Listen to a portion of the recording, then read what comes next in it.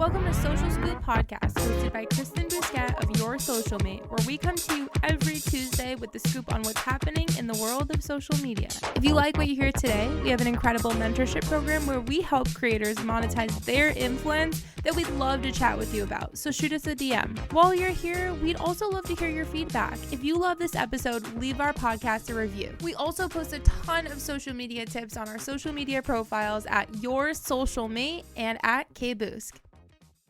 Hello, my friends, and welcome to another episode of Social Scoop Podcast. We've been at this for almost 2 months now, and I have to say, these last 2 months have been so much fun, and I'm so happy that I took the first step to start this podcast. I've gotten such a great review from you guys so far, and I only can hope that more and more people will listen, find value, get to hang out with me, and we can all learn from each other here. Without further ado, let's dive into today's news. First things first is actually a little TikTok news, and I know a lot of you guys who listen to this podcast are really big into Instagram, but I talk so much about TikTok that I really hope you're starting to understand the magnitude of what TikTok is becoming and has become. So if you're not on TikTok yet, it is time, my friend, it is time to get on there. I promise it's not as scary as it seems. You literally just need to do it. Get over your fears, go past them, and just put yourself out there. And I can promise, even if it doesn't feel like it's worth it right off the bat, it will feel like it's worth it eventually. Your videos will start to pop off. You'll be able to meet so many new people, have so many more opportunities, and really, TikTok is just such a great tool for any small business owner or creator. So now that my TikTok rant is done, I do want to tell you about a little bit of news from them. They just released this noise reducer feature that I have actually used every single time on all of my videos since it has come out. There's a button when you are going into your editing section on TikTok. It's a button that literally just says noise reducer. When you hit that, any background noise will be seriously minimized, almost completely gone. So basically, I first noticed just how powerful this tool was. I was creating a TikTok of this coffee shop that I was at. And obviously at a coffee shop, there's a lot going on, there's a lot of sounds and stuff, and I didn't want all of it in my video, but I wanted the vibe of a coffee shop, the cups clinking and the machines going. So I hit that noise reducer feature, and I mean, every shitty piece of noise that I didn't want in there was immediately gone. And this is one thing I really appreciate about TikTok. A lot of the times on Instagram, we get a new feature and we end up having to work through all of the bugs and all of the annoyances before it's perfected. And I feel like it takes a really long time. But one thing I really appreciate about TikTok is that they almost always release a feature when it's perfect. This feature could not be better. I really don't think they could have done it any better. So if you ever have any noisy videos or even noise going on in the background of your selfie style videos, seriously, just hit that noise reducer feature. It's so easy. Really, really useful. So thank you, TikTok. I'm very happy about that one. Second thing here is probably the biggest piece of news. I mean, if you have not heard this piece of news yet, you've either been off social media for the last week or I don't know, you really just would have had to been off social media to see it, because I feel like everyone has been talking about it on TikTok, on Instagram, literally everywhere. Instagram announced just last week that they are going to be coming back with a chronological feed option. Amazing news here. This is huge. I mean, I have some thoughts as usual. First thing that I think of with this, when they said it, I was reading the article, Adam Mosseri actually went to Senate and talked about this, and I didn't really read a lot about why he was there, but from what I know is that they basically wanted to have a conversation with Instagram based on what social media is doing to our future, our generation in the future. Obviously, we know social media can be really harmful. So I think that this, is the reason why he was really there. One thing that they talked about there was this chronological feed option though. And so when he said option, I was like, all right, there we go. There we have it. That is the catch. I think that the option is going to, first of all, be the option of do you want it or do you not. This is an option I did read confirmed you'll be able to turn on and off. So if you don't want chronological feed, you like it how it is now, it can stay that way. However, most people do prefer chronological feed, so you could just turn that option on. The other thing is I think it's going to be a different version. From what they said, like they didn't say it was going to be exactly the same. So I do feel like there's going to be some sort of catch there where maybe it's chronological, but you know, like X, Y, and Z. I haven't figured out the X, Y, and Z yet or really had any big thoughts, but I just feel like they would have been like, we're going back to chronological. And the way they worded it, it almost seems like there's something else that we don't know. And also maybe it's just because I have trust issues with Instagram, as we all probably do, and honestly should, because it's very hard to trust them sometimes. So from what they said about the chronological feed, this will be something that is coming in 2022. I read in one article early 2022. I read in another one just in 2022. So honestly, we have no actual release date yet. However, I'm really excited for this, obviously. I was thinking about it the other day, and I was thinking about how many people that I've had conversations with recently, especially, saying that they are just sick of Instagram, they're ready to get off, like, they want to either move to TikTok or honestly just, like, stop doing Instagram. Like, people are really almost at, you know, the end of their rope with Instagram. I felt it quite a few times, as I'm sure a lot of you listening and watching probably have.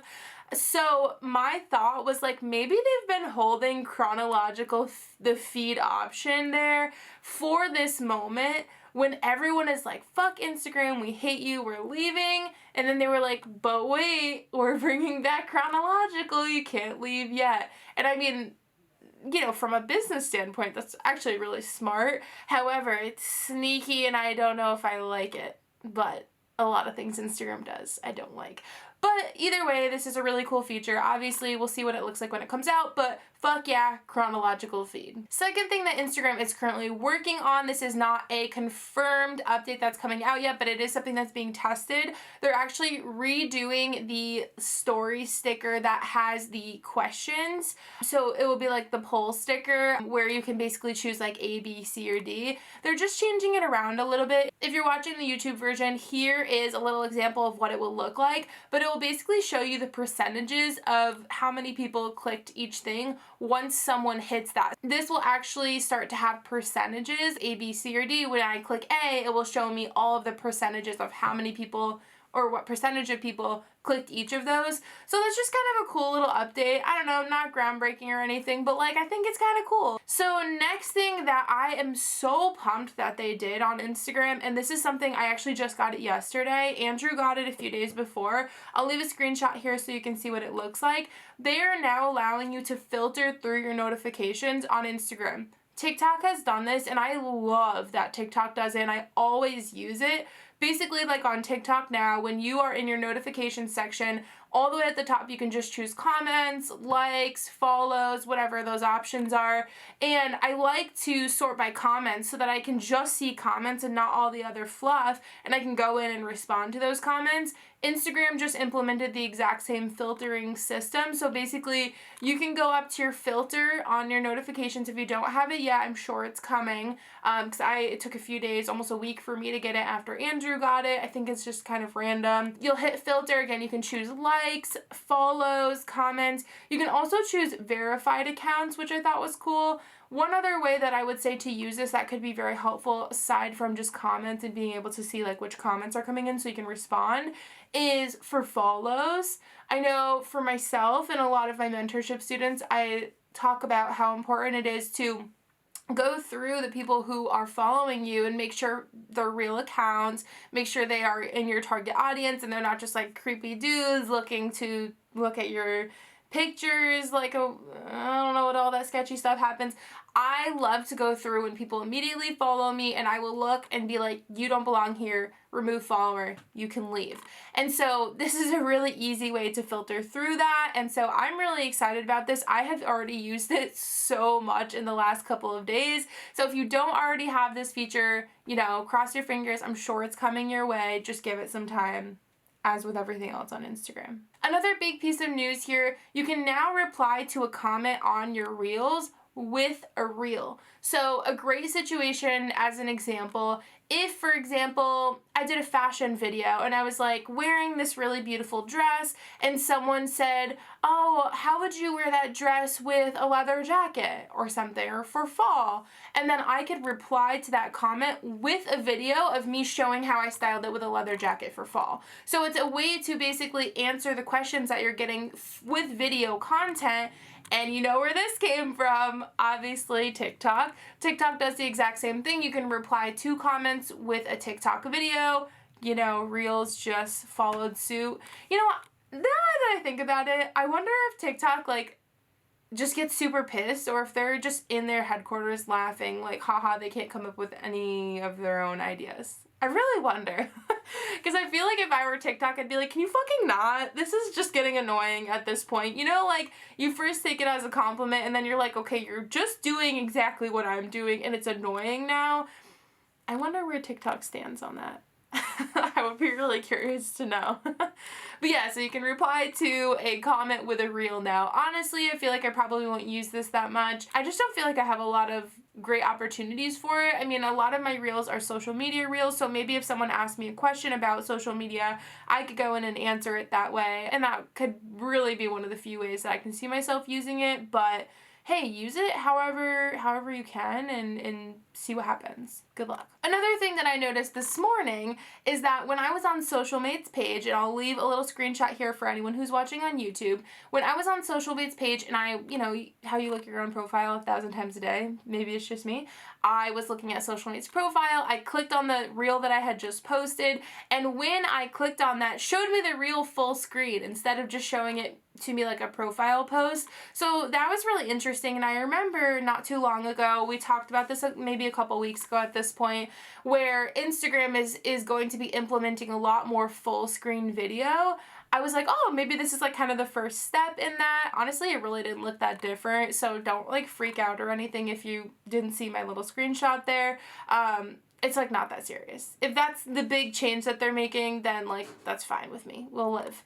But yeah, full screen Instagram Reels. It was nice. You could see the whole video. I know sometimes when you look at it from the profile, you can only see like that portrait size of the reel and you can't see the top and the bottom. So a lot of people mess up with text, putting it up there where you can't read it. This is a way to combat that. So it could actually be really helpful, but we'll see how it goes. Just a couple weeks ago, I want to say at this point, maybe it was last week, I talked about Reels being posted just in the Reels tab, not to your Instagram feed. So I recruited a ton of my mentorship students. I think there's like at least 10 of us now playing around with it.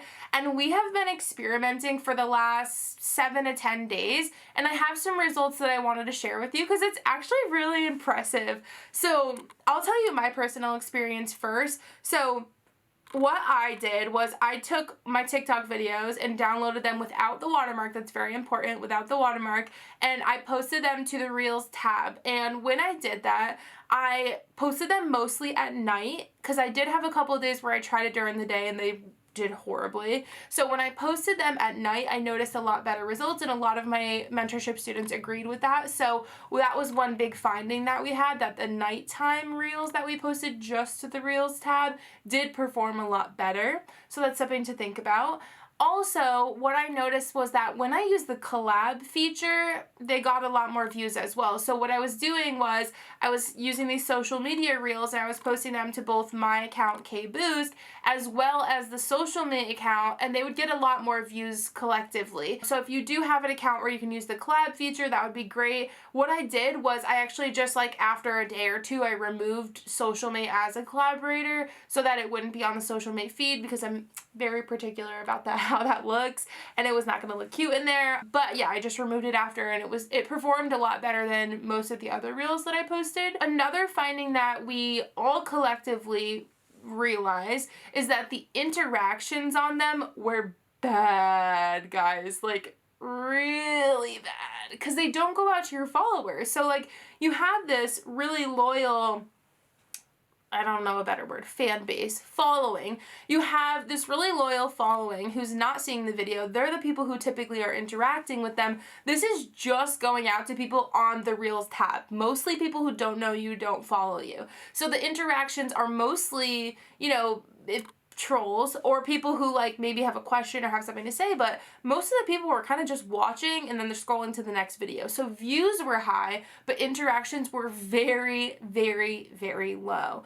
Now, does this affect your engagement rate? It does not. So that's why I was kind of like, I don't really care if I'm just going to the Reels tab. Like, I would rather put this content out there to hopefully reach new people, bring in new followers, than, like not, because I'm worried about my engagement rate. Thankfully, because it was not going to the feed, it did not count towards my engagement rate. So definitely something to think about if you're a little nervous. That's something that we tested and it did not affect it for majority of us. So another thing here that we kind of found out was just how much new people it brought in and how much reach it brought in. I want to read you a couple different statistics from two of my mentorship students who tracked their stats from day one until after we were kind of finished with the first week here. So one of my girls, Megan, she did this experiment with us. In 1 week, she had followers increase by 9, which I know isn't like a huge number.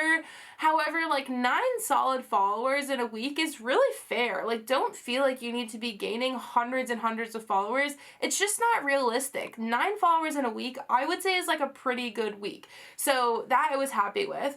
Her engagement rate increased by 0.2. So while the Reels don't affect the engagement, what was happening was that people were coming to her page and more people were interacting with her posts, not just the Reels. So she did have an engagement rate increase as well. Her reach increased by 4,400, so she had a lot more people coming onto her content. And then her Reels interactions increased by 764. So she did get pretty good interaction on at least a few of her videos to have it increased by 764. So that was Megan's results from 1 week of just posting them to the Reels tab, and she did say that she did this daily, so that was a full 7 days of posting. Another one of my students, Paula, had some crazy results. So she is someone who, she didn't post a ton of Reels before, so obviously take that into consideration. She posted several Reels not to her feed in this week, and she had 412 new followers come to her page in 1 week, and I was like, holy shit. That is insane. So that's huge. And I will say one other thing to note, when you have an influx like that, 400 followers in 1 week, it's very hard to go through and say, like, how I was saying before, you don't really belong here, you can leave, or like you're a creepy dude, you can leave. It's very hard to go through 400 new people, but I would just say, like, start to monitor who's newly interacting and then who's not. You could always go through later and start to kind of get rid of some people that maybe don't need to be there. But 412 followers in a week, her engagement rate went up 936%. She had one video where I think it hit like 2 million views, 1 million or 2 million views. So one of her Reels popped off and her engagement rate went up like crazy. Her account reached was plus 1.6 million. So 1.6 million higher than it was previously. So, I mean, she had some really great results, obviously. So, everyone that I did this experiment with had mixed results, but I will say a majority of them had at least a few videos that got a lot higher views than their typical Reels did. So not everyone gained a bunch of followers, not everyone, had these super, super crazy results, but majority of people had a very high performing Reel compared to how their Reels typically perform. So definitely something to kind of play around with here. I hope that this was really helpful for you. We always love doing these little experiments to kind of like figure out what works and what doesn't, and I love to share it here with you. However, one thing I will say, shameless plug, our mentorship program, we do cool stuff like this all the time. Also, next year on January 1st, the program is almost doubling in price. We were just offering way too much for way too low of a price, especially compared to our competitors and how much time and energy and effort that I put into this program. So the price is going up quite a bit. So if you're interested in the mentorship program and you've been considering it, now is the time. From now until the end of the year. You get it for $597, or you can do a payment plan of $165 a month. Or next year, it's doubling. It is doubling. So yeah, Shameless plug. There you go. If you guys have any questions, let me know. But if not, I'm going to get right into our guest for today, who is Lauren of Feminist Goods Co. She is based here in Charlotte, and she's fucking awesome. She's amazing. You guys are going to love her. I say that every single week because I only bring on the coolest people. And here's Lauren. All right, everyone. So I am here today with Lauren of Feminist Goods Co. And I am so excited. It's funny because this is actually our first time, quote unquote, meeting, because we've talked a ton on social media, and I can't believe we live in the same city and literally still have not met in person. It's ridiculous. It makes no sense. It really is. I feel like I do that with a lot of people on the internet. I'm like, yeah, all my friends and everything. But then when it comes time to actually meet, I'm like, wait, I have to leave my house. I don't know if I'm prepared for that. Leaving your house is a huge commitment. It honestly is. It really is. So for anyone who doesn't know you or doesn't know about your business, I would love to hear just a little bit about, you and your business, and also how you got started.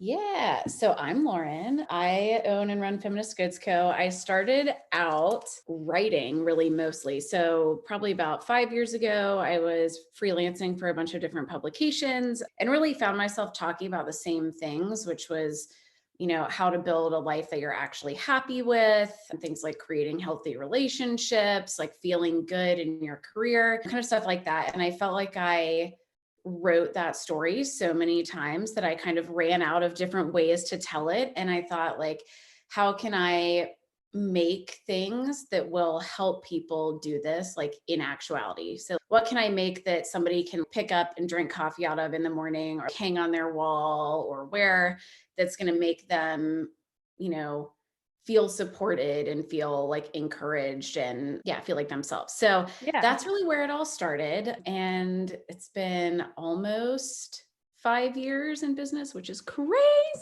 Time flies. It really does. It'll be 5 years in April. So that's about me. I am a writer and product maker. So it's funny. I totally never knew that you started off as a writer. So what are some of the publications you used to write for? I wrote a bunch for like Elite Daily, HuffPost, Redbook, sort of in that niche. So it was like lifestyle for 20 somethings. And at the same time, I had a website that no longer exists, but it was called 20 something living. And I had a team of 40 writers writing. Oh my gosh. So we made a bunch of content basically targeted to, women in their 20s and 30s, working on their lives and themselves. So it's a full picture. It all comes together.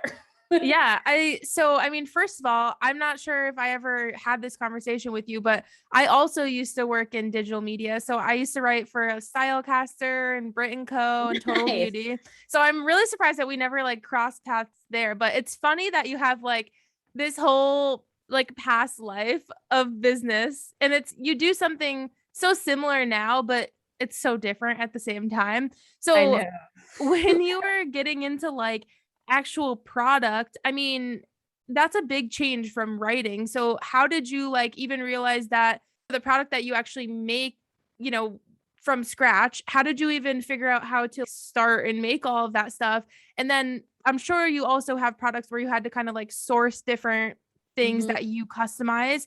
How did that whole process go for you? Because I feel like that's a very confusing and overwhelming process. I just figured it out. I have always been driven by like words and phrases, which I think is pretty obvious from the stuff that I make. So that's for me where everything starts, is like, what is the phrase going to be and what is the intention? And then what is a physical object that can help you realize that? So when I first started, I started just with enamel pins because it was like at the height of the enamel pin like craze. And I basically did a ton of Googling, talked to everyone that I knew that had ever made anything, and was like, help me.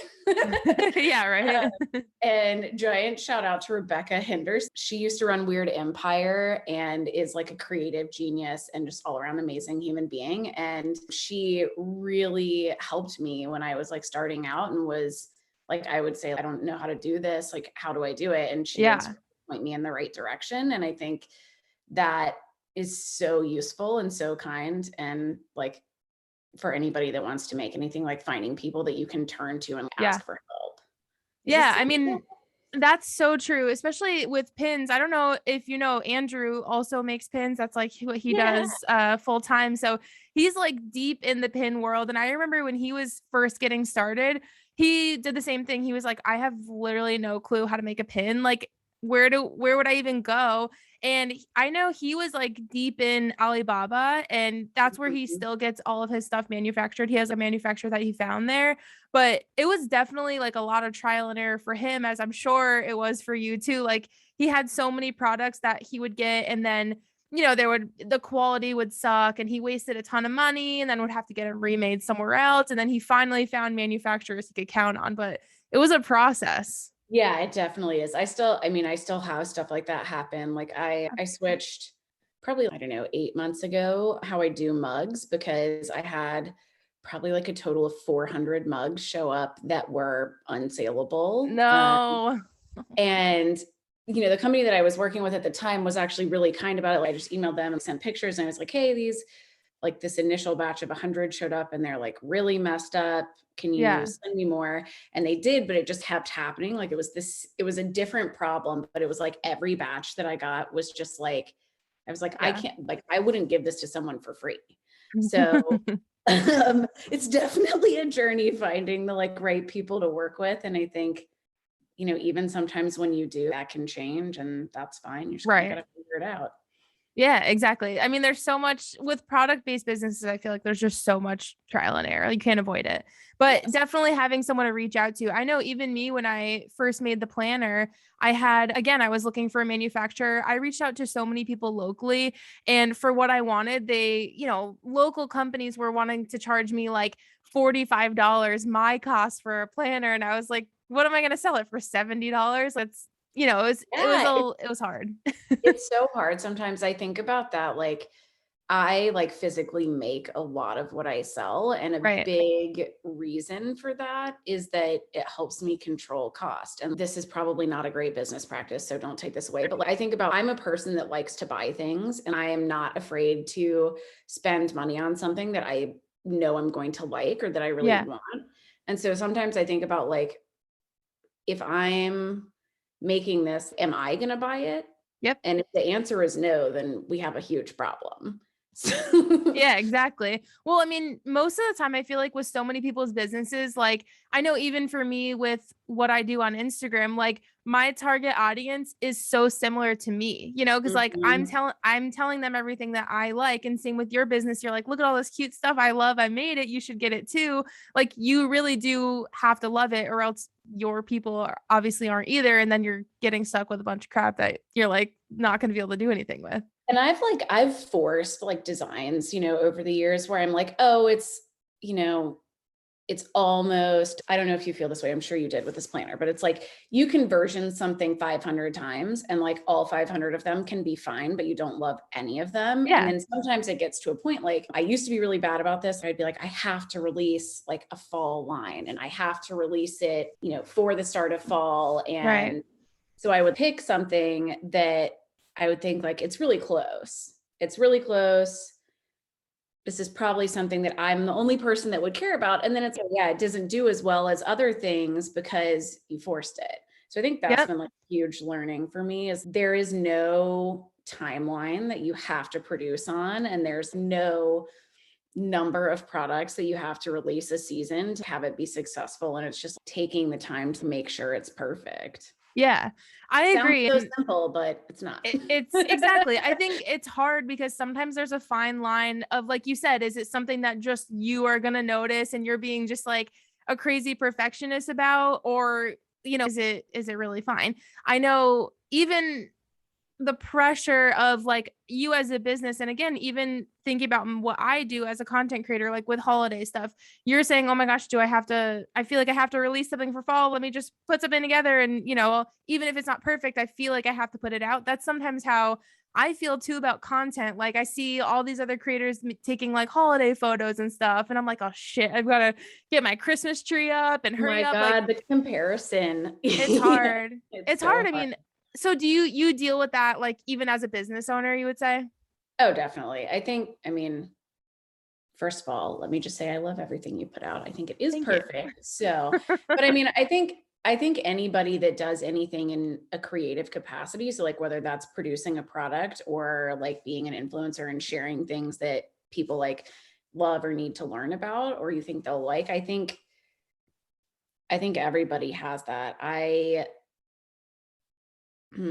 think we all look around at other people and say, oh, they're doing that better than I am, or I'm behind what they're doing. And we talk about all the time this culture of don't rush yourself and let yourself be who you are and stop feeling like imposter syndrome and stop comparing yourself to people. But I mean, like the fact of the matter is that we live in an age where so many things happen on the internet and we're over indexing on what everybody else is doing all of the Right. time. And it's so difficult to not just get wrapped up in that and think, oh my God, this brand put out a collection of 50 new products. Why do I only have 3 things that are ready to launch? And Right. the answer can be like, yeah, well, you're a team of 1 person and they're a team of 100 people. So like, how many products do you think you can make? Right. Uh, and I'm sure the same thing goes like for creating content, like you are a person and you can only create so much content, Right. especially when it's like fresh and creative. I mean, like you just have to have the brain space to make it. And that's the hardest part because I feel like so much time, my brain power goes to like reading contracts and answering emails and all that. And then by the time I'm done with all the admin stuff, I'm like, oh shit, I have to be creative. Like my brain doesn't have anything left in it today. And like, it's hard. Yeah. Sometimes I try and have like, these are my like admin days and then these are my like creative days where I try not to even get on the computer because I feel like I can't mix the two too much because they both really do take so much capacity. Yeah, I totally agree with that. I mean, I handle my like same kind of stuff like admin and like shipping and all that kind of stuff like on different days. And I handle, copywriting or thinking about new phrases and like testing Right. products because I mean, they're not like technically different parts of your brain, but they feel like they are. They do. Yeah, they definitely do. So when you first got started, I am curious to know. So I know, like, I'm thinking about Andrew with his pins. His first year that he was in business, I think he ended up like being in the negatives. Like he was just building his community, just building his customer base. And obviously that takes time. But again, I think it's one of those comparison things where you see businesses, they post 3 videos on TikTok and now they're making $100,000 in sales. And you're like, but what about little old me? What did your first year of business look like? Was it as successful as you thought it was going to be? Or, like, were you kind of struck with, oh shit, this isn't going to be as easy as I thought it was going to? So I think the thing that has benefited me is that I have no expectations. And when I started, I really had absolutely no expectations of how it was going to go. I just like knew that I wanted to try it. Yeah.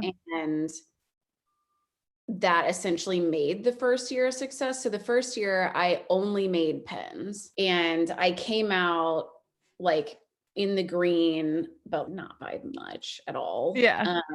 But I was just like so incredibly stoked that I had like concepted them and figured out a way to make them and that like Right. a handful of people bought them and loved them. And so I think, having less expectations really helped me in the upfront. And then also just having like people that rallied around me. Like I was talking to my best friend from high school. Actually, we met in 5th grade orchestra, but I was talking to her last night just about pictures. And we have, all these pictures from when I first launched pins that she was helping me take in the yard in front of my apartment. And it's just funny to look back and be like, I had no idea what product photography like was or should be. And it didn't hold us back at all because I just like called her and I was like, hey, I finally like these pins are actually here and they look good enough to sell and we need to take some pictures. So let's like go stick one in a fountain. That's just how it goes though. Like it's trial and error. That whole first year, I'm sure you just learned so much. Like you must have been just soaking up information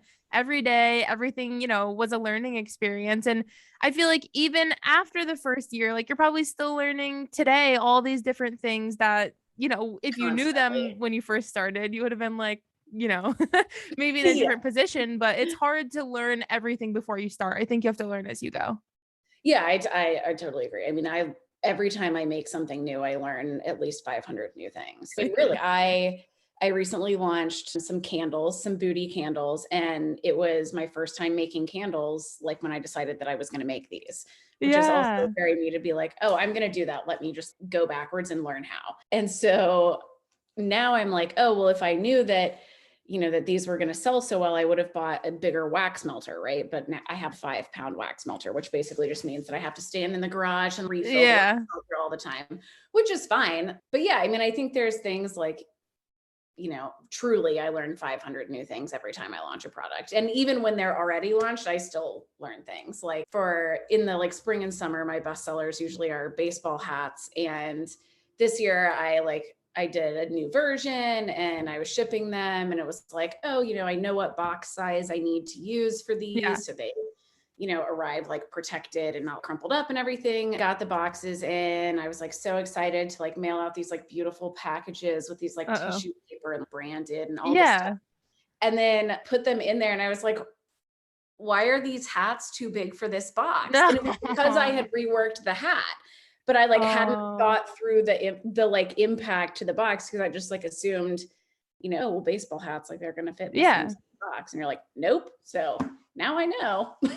Yeah, again, but that's one of those things, you're one person. You're if you had a team who was okay, shipping and logistics team, they would have been like, Lauren, you need this size box. But you're only one person. That's stuff that you again just have to figure out as you go, because sometimes you can't think of everything as it's happening, because again, like we said, you're doing all this admin work, you're doing the creative stuff, you're doing shipping, there's a lot of tasks to get done. So it's hard to think of everything. Sure.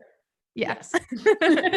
So I just try to take that burden off of myself. I'm like, you're gonna fuck it up. You're gonna do that sometimes, and that's fine. And with the boxes, was it unfortunate that I had a couple hundred boxes that were the wrong size for everything? Yes, but did it in the universe? No, it was fine. Right, you figure it out. Yeah, you learn as you go. Exactly. So, was there a point when you realized that social media was really helping your business? I mean, I guess I'd love to hear about social media and your business and how the two have worked together. Yeah, honestly, I think they're hand in hand, right? Because it's similar to what you were talking about. My audience is people that identify with things that I identify with, right? Yeah. And so when I'm out there talking about whatever it is, the audience that I'm generating and interacting with is my customers. And yeah, not every customer that I have is on social, but a huge amount of my traffic comes directly from Instagram. And it's easy to identify spikes too, where I introduce something new or I talk about the reasons that I made something. And then you can sort of see that traffic come over to those products, which I think is really interesting. So, I think social is a core component to business. And I think, particularly now, that's not going to change. And being on new platforms, I joined TikTok and I was like, oh, this is going to be so easy. Let me just whip out some videos. And then I was like, oh wait, this is actually really difficult. As somebody who hates being on camera, which is something that I recently realized about myself. I'm like, oh yeah, okay, this is going to be a whole thing that we have to actually try. But yeah, I love social. I work in social also for my job. So I do think, social is an essential component. And I love the people that I get to interact with there. Warms my heart. Exactly. No, and I agree. I think at this point, if you're gonna run any sort of business, I feel like you have to be on at least Instagram, maybe Facebook, TikTok. I think people are slowly understanding the power of it, but I don't think that TikTok is the most relevant for every business. I think you have to have a certain kind of business for it to really work. So with Instagram and TikTok and everything like that, aside from, again, all the other stuff that you have to do to run your business, how do you manage social media? Do you have maybe a schedule of, okay, I like to post this many times per week? Or, do you have any, I guess, logistics behind social media that work? Yes and no. Yeah. I answer. try. So I used to be very rigid about it. I was like, you need to post 7 days a week and you need to be insightful all the time. And every post has to be, picture perfect, whatever. And I think that's just not true and that's not realistic. And actually, you're one of the people that I learned a lot about this from, but I think giving yourself the freedom to like post when things are important or make sense, or you actually have something to say is Yeah, far more impactful than posting 7 times a week. exactly. So I think like right now I probably post like maybe 3 or 4 times a week, but I don't like hold myself to a specific Yeah. cadence. And I did the same thing like with topics. Like I don't know, like 2 or 3 years ago, I was like, let me write down the 7 topics that I like really want to talk about. But I want to talk about 500 different topics. Yeah, Um, exactly. It's hard to limit yourself. Exactly. so I found it really limiting. And then I like started to feel super boxed in by I Yep. can only talk about this handful of things. And I think the reality is that like human beings on social and like your community and audience, like they care about my audience cares about me. Like Exactly. they like what I make, but they like what I make because of the connection to me and like the connection between all of us and like Yep. what we care about. And so all of that to say, like now I pretty much post and talk about what I feel in the moment. And if I don't post, I just don't worry about it. Yeah. I mean, I feel like you touched on so many important things right there. I know in terms of frequency, that's something that I think a lot of people don't really understand, that you don't actually need to post 7 days a week, especially when I think it was maybe like 3 or 4 months ago, Instagram came out with this thing and they were like, you should post 7 reels a week, 5 to 7 Mhm. in feed posts, 5 million Instagram stories. And everyone is just like, excuse me, like who's gonna create all this content for me? No one has time for this. And that made so many people, feel like, okay, well, here is what I need to do in order to be successful. And you're so right. That's not really how it works at all. I know for me, I used to have a pretty strict schedule for myself where I'd post Monday through Friday at noon. And I always was like, having a little bit of trouble with what the hell am I going to talk about? Because 5 posts per week, it really is a lot when you want to actually have value to everything you're saying. And I started to post 3 times a week a couple months ago. And it's just been such a game changer because I feel like my posts are so much more impactful. Like I'm able to like take a little more time to think about what I'm going to say and, get it written how I want to, instead of being like, oh shit, I have to hurry up and get 5 posts together. And it hasn't changed in any sort of negative way because I'm posting less. If anything, I actually feel like it's been better because I think people have more time to catch that newest post before you post another thing the next day. So sometimes that time to kind of like let the post have its moment to shine, I think really does actually help more people actually see it.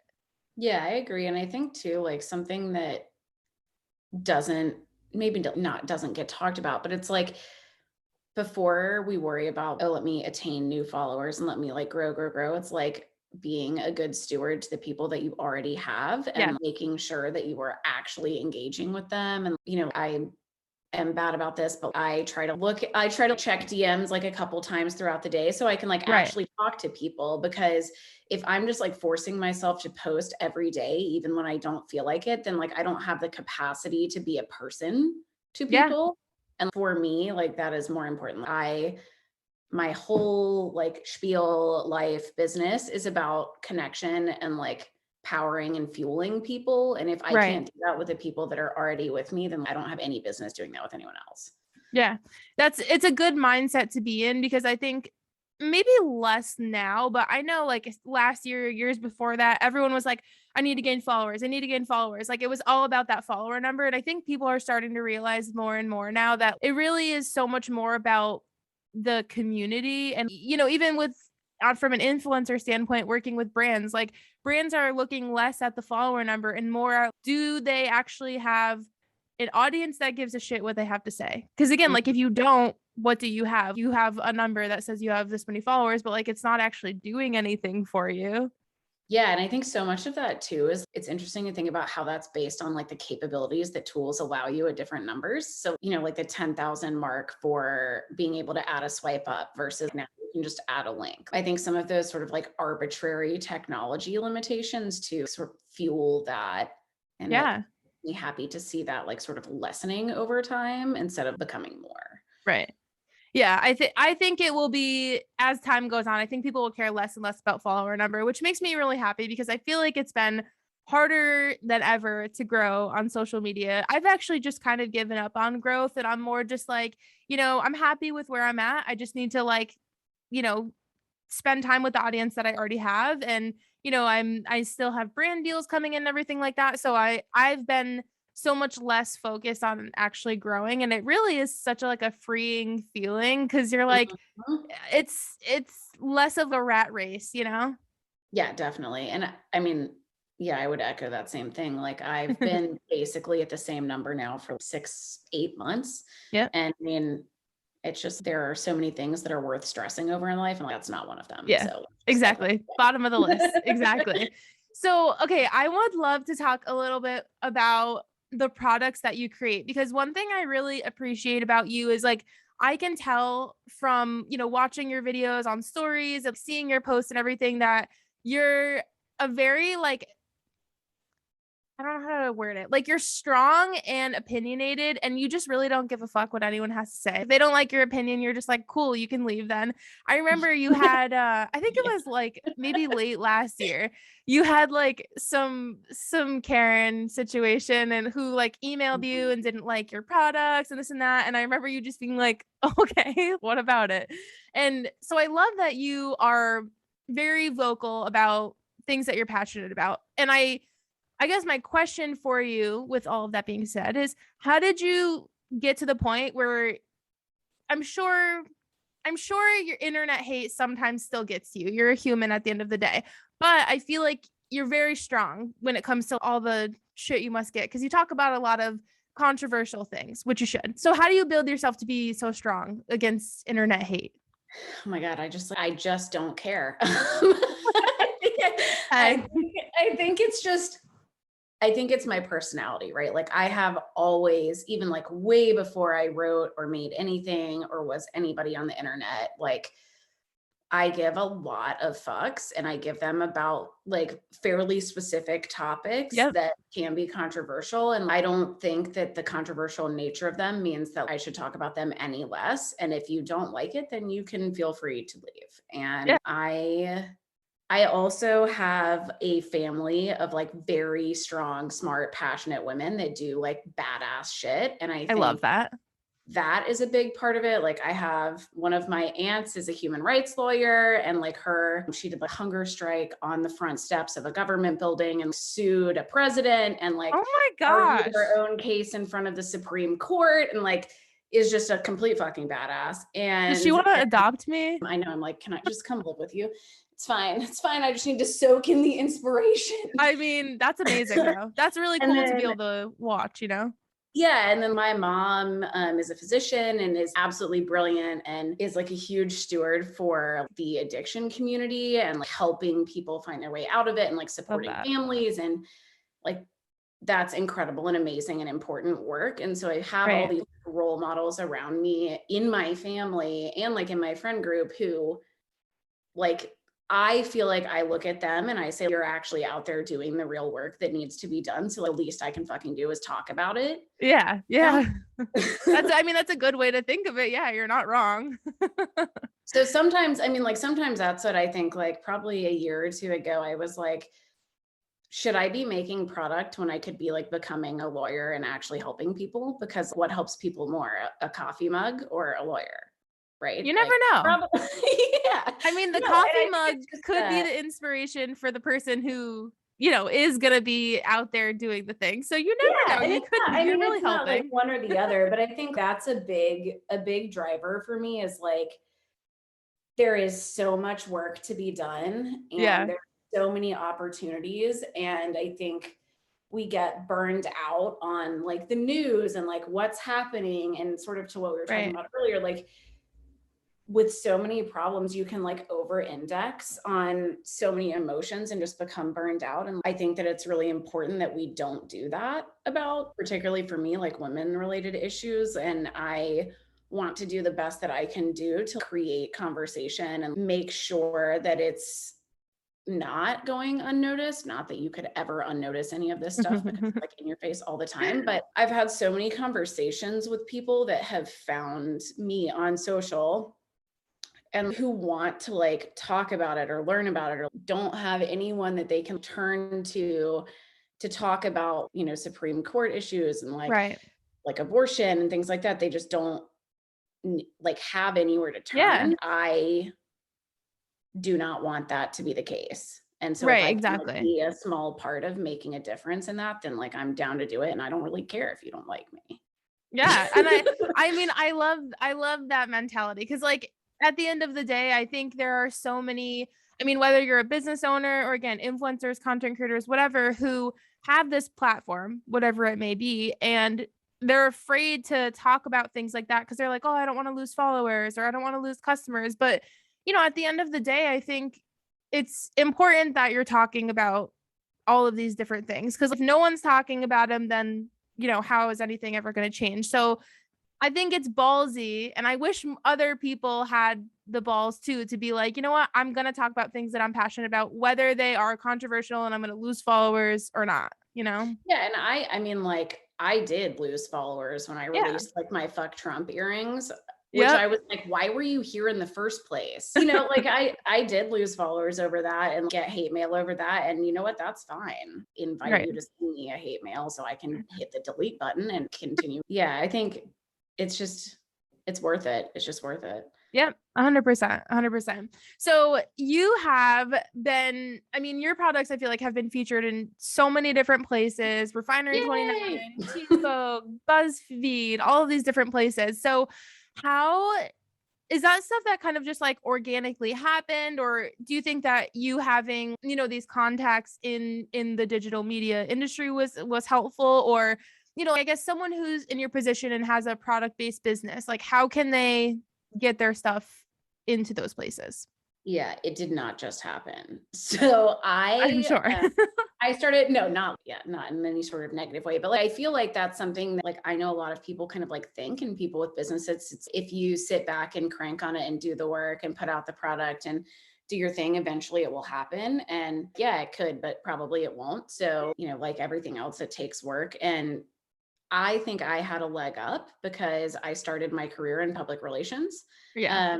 Oh yeah. So So you were like writing, press releases all day, I'm sure. yeah, so I used to do, my first job was high tech PR. So I like wrote a ton of press releases. I did a bunch of executive ghostwriting. I, like pitched media all the time. I Yeah. hosted like media trainings, all that kind of stuff. And so I was fully equipped to be my own PR person, Right. essentially. And I think that's not something that I did for the first couple of years because you just have so much to do. It's like, I don't even know how you could That's last on the conceivably have list. that. Yeah. Yeah. But like probably a year or two ago, I was like, okay, so if I want this to grow, I'm going to need to do that. And I'm going to need Right. to show up in places where my audience isn't. And so I started like doing my own pitching essentially. And then I've been really, really lucky that I have connected with a few journalists over the years who I've been able to build good relationships with. That has helped me. And I'm super appreciative of being included in like articles that they're writing. And I think something that I would encourage other business owners to do is like when you're pitching, be specific. Do not go out and send the same email to 15 people at one publication because they will hate you. Yep. And you won't get any coverage. So it's really about becoming a fan of journalists who are writing in your space and then figuring out like how you can help them tell the stories that they want to tell, and then presenting that in a way that isn't in like a way that is encouraging and is easy. Yeah. And is servicing them, like you're Right. there to be like, how can I help you? Not, hey, get my product in this. Exactly. I think, and that really is to the point of being a fan and understanding like Yep. what they write and how they write it and what they want to talk about, and not just peppering them with, like, oh my God, I released this new thing, please include it in your stuff, but being like, Yeah. hey, I noticed that I noticed that you've written 15 roundups of gifting pieces for Christmas. If you're writing another one, I think this could be a good topic or this could be a good product. And, I'm happy to do whatever you need to make it easy. Yeah. So And that's the same with back to relationships, really. yeah, exactly. And I mean, it's so interesting to hear you say that how that like whole process worked for you, because it's so similar for, influencers, content creators who are pitching to brands, like you Mhm. don't just copy and paste the same exact pitch to 50 different brands. You have to really like put in the time and energy and effort to really learn who those brands are. Do they have new products, new technologies, new initiatives, anything like that? Show them that you're paying attention and that you Mhm.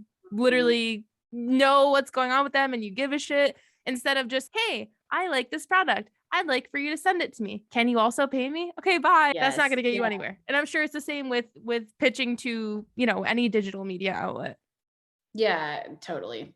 Yep, 100%. And I think that's something that like I compliment time. I think that's something that you do very well because I noticed that the things that you talk about like like partnerships or promoted posts that you do, I have not seen like a single one that I felt was not on brand for you. So I think Thank it you. pays to be selective on both ends, right? Yep. Like you can't just say like I have to get press and I don't care where it is and I don't, Yep. and just go super broad. Like I think it really pays to be like very specific. Selective. Yeah. Yeah, tell the universe what you want, but be specific about Yeah, it. yeah, exactly. No, I mean that I completely agree. So also one thing I wanted to talk about, I think this is probably one of the highlights of your business. I know if it were me, it would be. So I want to hear about how your collaboration with Madewell came about, because I feel like if that were me, I probably would have spent a whole day screaming of just excitement that it was happening. And then I would need some time to just be like, holy shit, is this real? So I would love to hear how that partnership came about and, what it looks like for you now.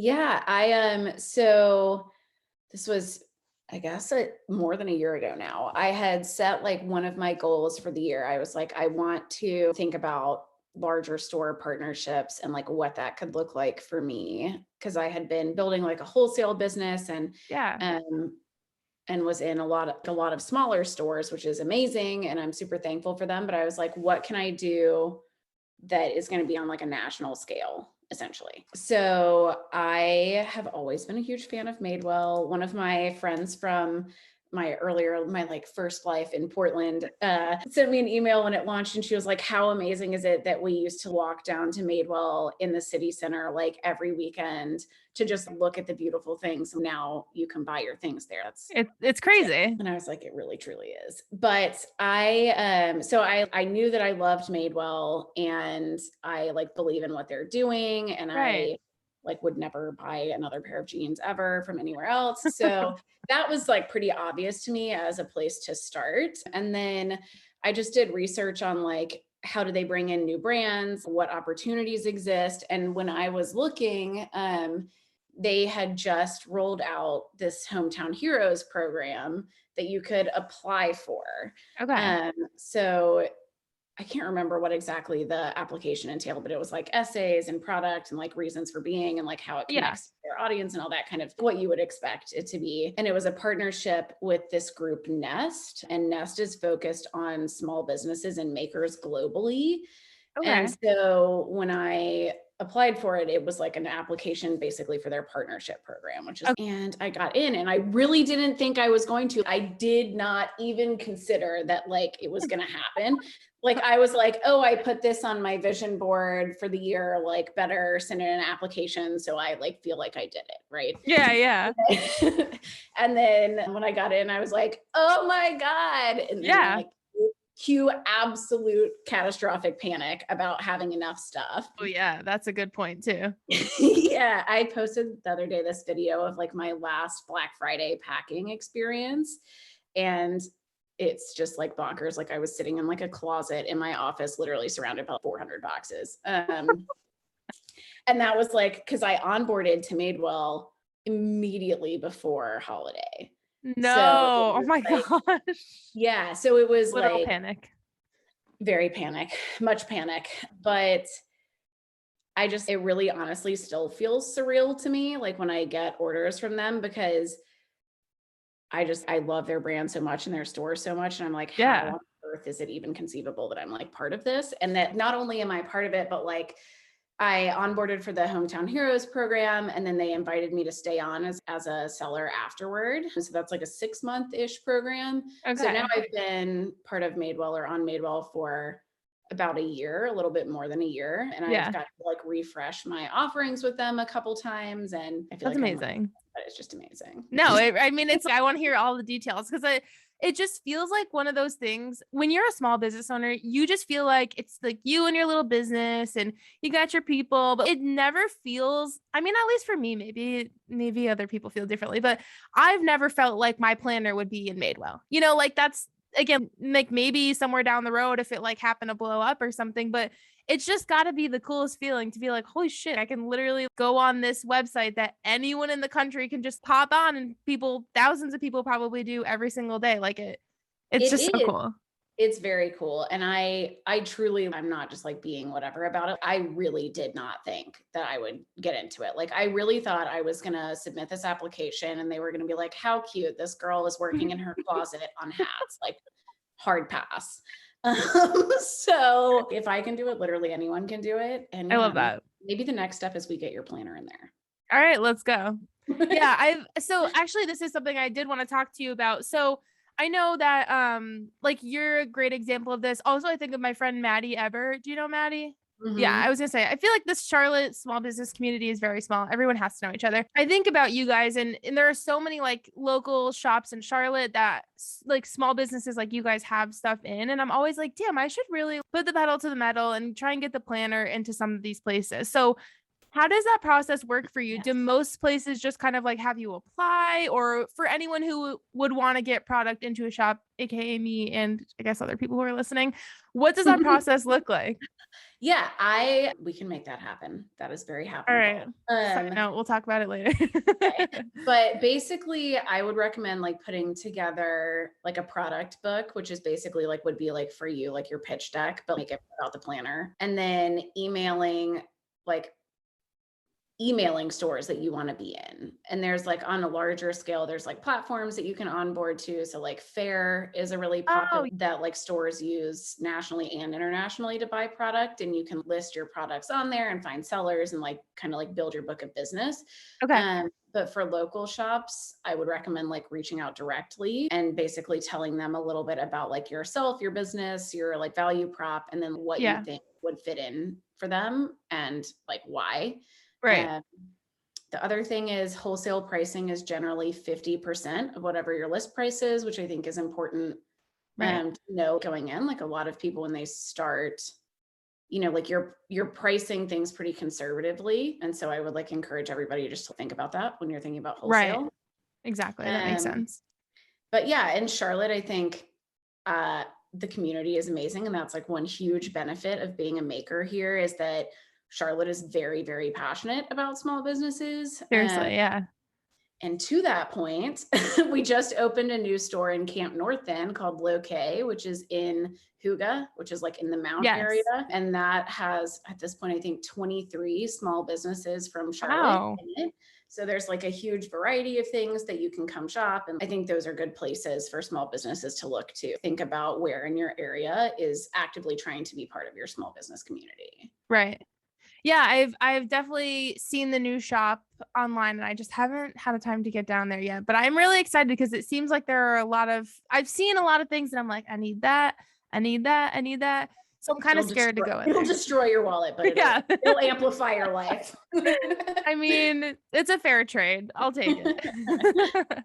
So to kind of wrap this up, I would love to hear if you had hey, I guess I have 2 questions.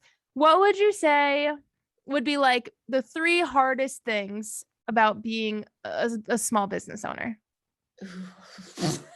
She's like, how much time do we have? Oh my God. Everything is so hard, but it's also doable. So I think being a product-based business, like figuring out how to either make it yourself on a scalable, like in a way that you can scale, or finding the right partners. Also, please form a legal entity and hire someone to do your taxes. Yeah, that's a really important one. And no one thinks about that until they're like, oh shit, it's tax time. What do I do?